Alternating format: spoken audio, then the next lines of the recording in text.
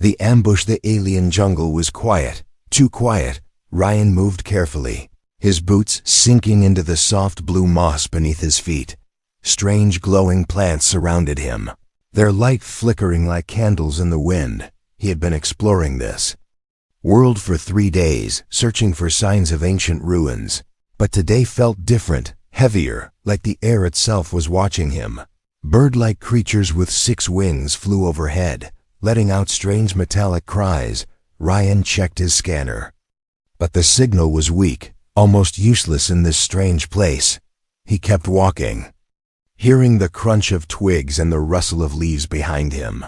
He stopped, turned quickly, but saw nothing except trees that seemed to lean toward him. His pulse quickened. He moved faster now, weaving between massive roots that twisted like giant snakes. The ground sloped downward into a misty valley, where the air glowed faint green. Ryan's boots splashed into a shallow stream, sending ripples across the water. It was then he heard it, a whisper, soft and distant, calling his name, Ryan. He froze, the hairs on his neck standing on end. No one knew his name here, no one human anyway. The whisper came again, sweeter this time, almost like a song, against his better judgment. He stepped toward the sound. The jungle seemed to grow thicker around him, the plants closing in. Suddenly, the ground beneath him gave a sharp metallic click. Before he could move, a net of shimmering silver light dropped from above. It wrapped around him instantly, tightening with every movement. Ryan struggled, but the more he fought, the tighter it became. The net hummed softly, like it was alive. From the shadows, tall figures stepped forward. They were women, or at least they looked mostly like women. Their skin was a pale shade of silver, their eyes bright like molten gold. They wore strange armor made of bones and shining metal. Each carried a spear that crackled with blue energy. One of them, taller than the rest, walked up to Ryan and studied him. Her eyes narrowed, and she reached out, running a clawed finger along his jaw. He tried to speak, but the net squeezed his chest, stealing his breath. The tall woman said something in a strange language, her voice sharp and commanding. The others laughed softly, a sound that made his stomach twist. Another woman stepped forward, her hair like flowing black silk. She looked directly into Ryan's eyes, then spoke in broken English. "Breeding," she said slowly, as if tasting the word. Ryan's heart pounded. He didn't understand what she meant exactly, but he knew it was bad, very bad. The Huntresses pulled the net, lifting him off the ground like he weighed nothing. Ryan kicked and twisted, but it was useless. The silver strands bit into his skin, sending small shocks through his body. He gritted his teeth, trying to stay calm. Panic would only make things worse. As they carried him deeper into the jungle, Ryan noticed they moved in total silence. Not a branch cracked, not a leaf rustled under their feet. It was as if the forest itself obeyed them. Strange glowing insects followed, their light dancing across the Huntress's armor. Ryan's mind raced, searching for a way out. After what felt like hours, they entered a wide clearing. In the center stood a massive structure made from living trees woven together. It looked like a fortress, its walls pulsing with faint light. The air here was warmer, and the smell of flowers mixed with something metallic. Ryan's gut told him this was their home. The Huntresses dragged him toward a tall gate carved with strange symbols. 2 more guards stood there, both just as tall and fearsome. They opened the gate without a word. Inside, the fortress buzzed with life. Alien voices, the sound of drums, the smell of smoke. Dozens of Huntresses watched as Ryan was carried past, their eyes filled with curiosity and hunger. He was thrown onto a platform made of stone, the net loosening just enough for him to breathe. The tall leader knelt beside him, her golden eyes locking onto his. "You belong to us now," she said in a chilling tone. Her smile was slow, deliberate, and cruel. The other Huntresses laughed again, the sound echoing through the fortress like a warning. Ryan's chest tightened as fear settled deep inside him. He had no idea what these women wanted exactly, but he knew one thing for certain. If he didn't find a way to escape soon, He would not survive this place. Somewhere in the distance, the drums grew louder, faster. The ritual, whatever it was about to begin. The cage. Ryan woke up to the sound of dripping water. His body ached, and his arms felt heavy as if weighed down by invisible chains. When his eyes adjusted to the dim light, he realized he was inside a cage. But it wasn't made of metal. It was alive. Thick green vines twisted together, pulsing faintly like they had a heartbeat. Every time Ryan moved, the vines tightened slightly. It was as if they could sense his thoughts, waiting for him to try and escape. Around him, other cages hung from the ceiling like giant pods. Inside them were more captives, but they weren't all human. Some had pale blue skin, others had strange scales, and some had no eyes at all. Whispers floated through the room. The prisoners spoke in different languages, yet all carried the same tone: fear. Ryan tried to speak to the man in the nearest cage, a thin alien with silver hair.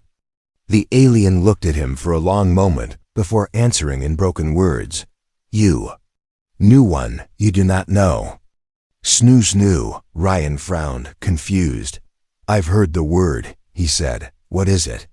The alien's face twisted in pain, his voice dropping to a trembling whisper. "It is how they breed, but men never survive." The words hit Ryan like a stone to the chest before Ryan could ask more. The sound of heavy footsteps filled the room. The vines of every cage tightened slightly. As if preparing for something, a group of huntresses entered. Their armor glinting in the faint light, they moved like predators, slow, controlled, certain. One of them carried a glowing staff, its tip dripping with golden liquid. The prisoners fell silent. Ryan felt his heart beat faster as the huntresses stopped in front of his cage. The leader, the same tall woman who had captured him, leaned forward. Her golden eyes studied him again, her lips curling into a small smile. "You. Strong. Good," she said in her accented English. With a flick of her hand, the vines of his cage unraveled just enough for him to be pulled out. Ryan struggled, but their grip was like iron. The other prisoners looked away, some even closing their eyes. The thin alien whispered one last time before Ryan was dragged away. "Fight. Or die." They took him through a long hallway carved from living wood. The walls shifted slightly, as if breathing. Dim torches lit the way, their flames blue instead of orange. Ryan could hear faint music, drums and something like flutes. Coming from ahead, the air grew warmer, heavy with the scent of strange flowers and something metallic.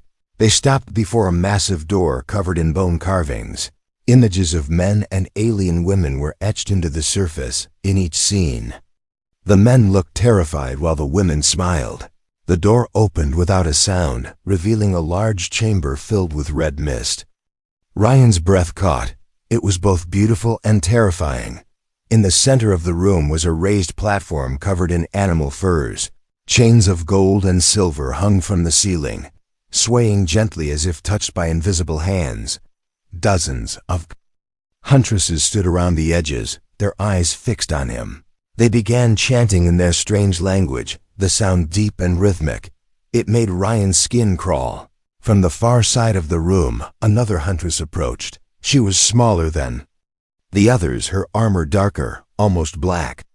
Her face was hidden beneath a mask shaped like a bird's skull. She carried a bowl filled with glowing red liquid. The leader gestured toward Ryan, and the masked one dipped her fingers into the bowl.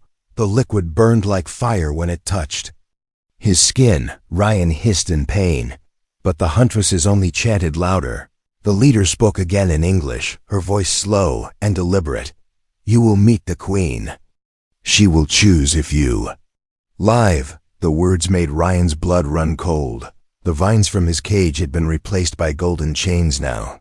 They pulled him toward another set of doors at the back of the chamber. The chanting followed him like a shadow echoing in his ears. Ryan's mind raced. He had to find a way out before he met this queen, because deep down he already knew. Meeting her would seal his fate. As the doors opened, a rush of warm air hit him, carrying the scent of something sweet. For a brief second, He thought he heard a voice whisper in his mind. It was soft, feminine, and strangely familiar. "Don't run." "Not yet." Ryan's heart pounded as he was pulled into the darkness beyond. The Queen's chamber, the golden chains pulled Ryan forward into a room unlike anything he had ever seen. The walls glowed faintly, not from torches, but from living vines that pulsed with soft blue light. Strange symbols were carved deep into the wooden pillars, shifting slightly as if they were alive. The air was thick, warm, and carried the scent of exotic flowers mixed with something sharp. Like metal, every step Ryan took echoed softly against the polished black stone floor. At the far end of the chamber stood a throne, tall and twisted, made from a blend of gold, bone, and living wood. It seemed to grow directly out of the floor, curling upward like the roots of an ancient tree. And upon that throne sat the Queen. She was unlike any of the Huntresses Ryan had seen, taller, more regal, every movement slow and deliberate. Her hair flowed like strands of molten silver, her eyes glowing with an intensity that made his skin prickle. She didn't speak at first, only watched him. Her gaze sharp enough to cut, Ryan tried to meet her eyes, but something in them made him want to look away. The guards forced him to kneel on the stone. The Queen rose from her throne, each step echoing with a soft metallic chime. Her long gown shimmered with tiny scales that caught the light, shifting colors as she moved. When she reached him, she crouched down, her face only inches from his. She reached out and touched his chin, tilting his head side to side as if inspecting him. Her fingers were cool against his skin, but her presence radiated a strange heat. Finally she spoke, her voice low, smooth, and dangerous. "You are different," she said slowly in near-perfect English. Ryan's throat tightened. "What do you want from me?" he asked, his voice low but steady. The Queen smiled faintly, a smile that didn't reach her eyes. "You already know," she replied, circling him like a predator deciding when to strike. "The Snu-Snu is not only pleasure, it is a test." Her words made the Huntresses around the room stir, some smiling, others watching with cold curiosity. Ryan stayed silent, refusing to give her the satisfaction of seeing his fear. She leaned close to his ear, her breath warm. "If you survive, you will be mine," she whispered. "If you fail, your body will feed the roots." The way she said it made his stomach twist. The Queen stepped back, motioning for the guards to lift him. They pulled him toward a long table at the side of the room, covered in items he couldn't name. Some looked like weapons, others like ceremonial tools. There were bowls of colored liquids, chains of bone, and masks shaped like strange beasts. The Queen ran her hand along the table before picking up a thin blade with a black handle. She walked back to him and, without warning, cut through his shirt. The blade didn't touch his skin, but it was close enough for him to feel its cold edge. "You will be prepared for the ritual," she said, her tone final. The guards began painting glowing lines across his chest with a thick golden liquid. The liquid tingled at first, then burned, making him grit his teeth as the markings were finished. The Queen returned to her throne. "You have one night to prove your worth," she said, her voice echoing through the chamber. "Tomorrow, the Snu-Snu will decide if you live or die." The guards began to drag him toward another set of doors at the side of the hall. But just before he was taken out, the Queen's voice called after him. "Do not think of escape," she said, her golden eyes locking onto his. "This forest listens to me. It will hunt you." Ryan's chest tightened as the doors shut behind him. He didn't know if her words were a threat, a promise, or both. But one thing was certain: tomorrow, his fate would be decided as the guards pulled him down another twisting hallway. Ryan noticed something strange. In the shadow of a corner, a small figure moved, another huntress. But different. She wore no armor, only a simple dark cloak. And her eyes weren't gold like the others. They were deep green. And they watched him with something that almost looked like pity. Before he could speak, she vanished into the shadows, leaving only a faint whisper: "Survive. Asterisk the escape plan. The guards dragged Ryan through a narrow corridor that felt more like the inside of a living creature than a hallway. The walls were made of twisting roots, glowing faintly, and they pulsed as if blood was moving through them. The air was warm and heavy, making each breath feel thick. Every step the guards took seemed perfectly in rhythm. Like a single creature moving on many legs, Ryan counted each turn they made, memorizing the path in case he ever got the chance to run. They brought him to a small chamber with no windows, only a single doorway covered by a curtain of black vines. Inside was a simple wooden bed covered with animal furs, a bowl of glowing blue water, and a plate of strange fruit that smelled like cinnamon and iron. Ryan sat down slowly, his chains clinking against the wooden frame. The guards didn't leave. They stood by the doorway, unmoving, their golden eyes unblinking. It was clear. This was no ordinary prison. It was a waiting room for something much worse. Hours passed, or maybe minutes. Time felt strange in this place. The glowing blue water never stopped shimmering, and the air carried a faint humming sound. Ryan closed his eyes, trying to plan. He knew he couldn't fight all of them. Not with their speed and strength. Escape would have to come from tricking them, not overpowering them. That's when the curtain of vines shifted slightly. A huntress entered, but not one he recognized from before. She was smaller than the others, with dark red hair braided tightly against her head. Unlike the rest, her armor was light, and she carried no spear, only a small satchel over her shoulder, her eyes deep green, like the one he had seen in the Queen's Hall, locked onto his. The guards didn't move as she stepped forward. She placed the satchel on the floor, slowly opening it to reveal pieces of dark cloth, a small knife, and a folded piece of parchment. In a whisper, she spoke in broken English. "You want to live?" "Yes?" Ryan didn't answer right away, studying her face for any sign of deception. She nodded once, quickly, as if she already knew his thoughts.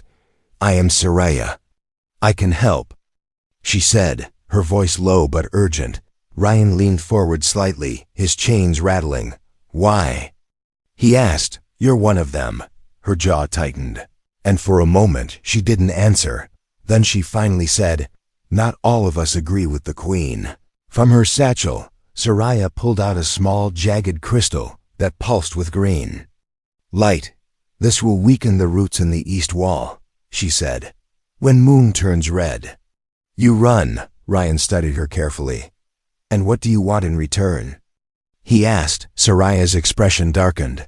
"The Queen's death," she whispered, her voice trembling but certain. Before Ryan could respond, one of the guards turned its head slightly. As if sensing something, Soraya quickly stood, sliding the crystal into his hand and closing his fingers around it. "Hide it," she whispered sharply. "And remember, the forest hears lies." Then she stepped back, pretending to adjust the chains on his wrists before leaving the chamber. The guards returned to their still silent watch. Ryan sat in the dim light, staring at the crystal in his hand. If Soraya was telling the truth, there might actually be a way out. But her warning echoed in his mind. The forest hears lies. What did that mean? Were the walls themselves listening to him right now? The faint hum in the air grew louder, almost like a heartbeat. Ryan tested the chains on his wrists, noticing one was looser than the other. If he could slip it off at the right moment, he could move faster, but speed would mean nothing if he didn't know where to go. He would have to trust Soraya's directions, and that was the real risk. Hours later, the light in the vines began to change, shifting from blue to deep crimson. A low horn sounded somewhere in the distance, followed by the beat of drums. One of the guards stepped forward, pulling Ryan roughly to his feet. The other guard cut the chain from the bed, leaving only the shackles on his wrists. They began marching him toward another corridor, deeper into the fortress. As they walked, Ryan glanced at the eastern wall. It was covered in thick black roots. But just as Soraya had said, there was a faint crack. He tightened his grip on the crystal hidden in his palm. If this was his chance, it might be the only one he'd ever get. But as the sound of drums grew louder, So did another sound, a soft, familiar voice inside his head. It was the Queen's voice, smooth and cold. "You think you can run from me, little human?" Ryan's breath caught. "The forest tells me everything," she whispered in his mind. "Even your plans." And just like that, the crystal in his hand grew hot, almost burning him. Ryan realized too late. The Queen already knew. The ritual begins. The drums grew louder with every step, their rhythm matching the beat of Ryan's heart. The guards marched him through a massive archway made of living wood, the vines above curling into strange, claw-like shapes. Inside was a vast circular chamber lit only by fire pits that burned with a green flame. The air was thick with the smell of incense, heavy and sweet, making his head feel light. Dozens of huntresses stood in a ring around the chamber, their eyes fixed on him like wolves watching prey. The Queen sat on a throne at the far end, her gown shimmering in shades of silver and black.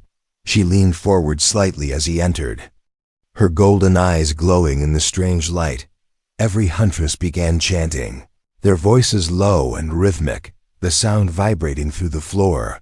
The guards pushed Ryan into the center of the chamber, where a stone platform waited. Chains hung down from above, swaying gently as if moved by invisible hands. The leader of the guards stepped forward and began painting Ryan's skin with a dark red liquid. The brush was made of feathers, but the touch still felt sharp, almost like tiny cuts. The markings glowed faintly under the firelight, forming patterns he didn't understand. He tried to focus on the rhythm of the drums, timing his breathing so he wouldn't panic. The crystal Soraya had given him was still hidden in his palm, pressed so tightly it left an imprint on his skin. The Queen raised her hand, and the chanting stopped instantly. Her voice carried easily across the chamber, smooth and commanding. "Tonight," she said, "the Snu-Snu will begin, and the forest will judge if you are worthy." Some huntresses smiled, others licked their lips, but all watched with an unblinking intensity. Ryan didn't move, didn't speak. He had to wait for the right moment. From the far side of the chamber, a smaller figure approached. It was Soraya, her cloak hiding most of her face, her eyes meeting his briefly before she knelt before the Queen. She spoke in their language, her tone respectful but sharp. Ryan couldn't understand the words, but the Queen's expression shifted slightly, curious, almost amused. Whatever Soraya had said, it had caught her attention. Two huntresses stepped forward carrying a long, low table made of black wood. On it lay an assortment of strange objects, golden chains, curved blades, bowls of colored powders, and a tall jar filled with glowing water. The Queen gestured toward Ryan, and the guards pulled him closer to the table. She took a chain in her hands and began wrapping it slowly around his wrists, but as the metal touched him, Ryan felt a faint vibration, almost like a heartbeat, echoing through the chain. He realized then that the chains weren't just restraints. They were alive, sensing his movements, adjusting their weight to hold him tighter. If he tried to run while wearing them, they would likely crush his bones. His mind raced. The crystal might be able to weaken them, but using it now would be obvious. He needed a distraction, something that would pull every eye away from him. That's when the drums changed, their rhythm becoming faster, almost frantic. The huntresses began moving, stepping in unison around him, their voices rising in a sharp, piercing chant. Green smoke rose from the fire pits, curling into shapes that twisted above his head. Ryan blinked, and for a moment, he thought he saw faces in the smoke, human faces, screaming silently. The chamber itself felt like it was closing in, the walls breathing faster, the air growing hotter. Soraya moved again, stepping closer to him under the guise of adjusting the chains. Her voice was a whisper only he could hear. "When the fire turns blue, use it," she said. "The Queen will be blind for a moment." Ryan's fingers closed around the crystal, feeling it pulse in his hand. He didn't know if it was reacting to him or to the chamber itself. The Queen stood, her presence commanding. "Silence." She raised both hands, and the green flames began to shift, slowly turning into a deep, unnatural blue. The moment had come. Ryan clenched the crystal tighter, feeling it grow warmer and brighter. The chains around his wrists loosened slightly, as if confused. But just as he was about to move, the Queen's golden eyes snapped toward him. Her smile widened, and in his mind, her voice echoed like a whisper in a dark room. "I told you. The forest tells me everything." The Huntresses closed in around him, but the blue flames behind them flickered wildly. Somewhere deep in the fortress, a loud, echoing roar shook the walls. Scattering ash into the air, the Queen's eyes narrowed. And for the first time, Ryan thought he saw something in her face. Not anger, not amusement, but concern. The roar came again, closer now, shaking the ground beneath them. Every huntress turned toward the sound, their formation breaking. Ryan felt the crystal pulse one last time, harder than ever. And in that moment, the chains around his wrists shattered. Asterisk the betrayal. The chains shattered into pieces that fell to the floor with a dull metallic thud. Ryan didn't waste a second. He leapt down from the platform, his boots hitting the cold stone hard. The Huntresses were already distracted, their attention fixed on the distant roars shaking the walls. Fire pits flickered violently, casting wild shadows across the chamber. In the chaos, Soraya appeared at his side, her hood pulled low over her face. "This way," she hissed, grabbing his arm and pulling him toward a narrow archway at the side of the hall. Ryan didn't hesitate, following her through twisting corridors lit only by the faint blue glow of pulsing vines. The air here was colder, and the sounds of the Queen's chamber grew faint behind them. His heart pounded, each step taking him farther from the ritual. But deep down, a thought kept repeating, "Why is this so easy?" They moved quickly, Soraya's steps light and precise. She seemed to know every turn, every hidden passage. Ryan kept glancing over his shoulder, half expecting guards to burst through the vines. But none came, only the distant, echoing roar continued, each one stronger than the last. Finally, they reached a small wooden door carved into the roots of the fortress wall. Soraya pushed it open, revealing a dark tunnel leading down into the earth. "This will take us out," she whispered, her green eyes catching the faint light. Ryan stepped inside, the tunnel smelling of damp soil and cold stone. Soraya followed, closing the door silently behind them. They walked in silence for a long time, the tunnel twisting deeper underground. The crystal in Ryan's palm was still warm, but no longer pulsing. It felt like the danger was fading with every step, but that unease in his chest refused to leave. After what felt like several minutes, the tunnel opened into a wider chamber. The air here was warmer again, almost humid, and faint golden light dripped down from cracks above. Soraya stopped suddenly in the center of the chamber. Ryan glanced at her, noticing her breathing had slowed, her shoulders stiff. Something was wrong. He stepped forward cautiously, but she raised a hand, stopping him. "Ryan," she said softly, "do you know why I helped you?" His guard went up instantly. "You said you wanted the Queen dead," he replied, his voice low, her lips curled into a faint smile.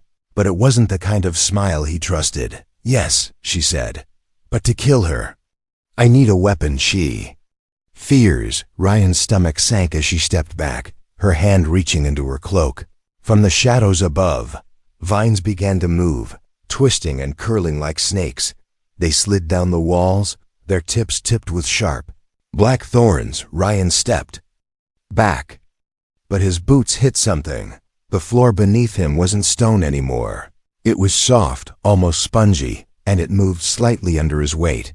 He looked down just in time to see cracks forming in the surface, glowing faintly red. "You are the weapon," Soraya said calmly, her voice echoing in the chamber. "The Queen wants your strength, your will. I want it too. But for me, you will not survive."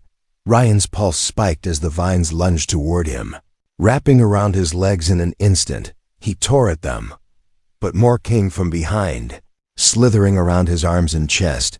Soraya watched with cold, calculated eyes, no trace of pity left. "You survived the chains," she continued, "and you carry the crystal. Do you know what it really is? Ryan shook his head, struggling against the tightening vines. It is a seed, she said, her voice almost reverent. One that will grow inside you. And when it blooms, the queen will die. Her words were like ice in his veins. She wasn't here to save him. She was using him as a living trap.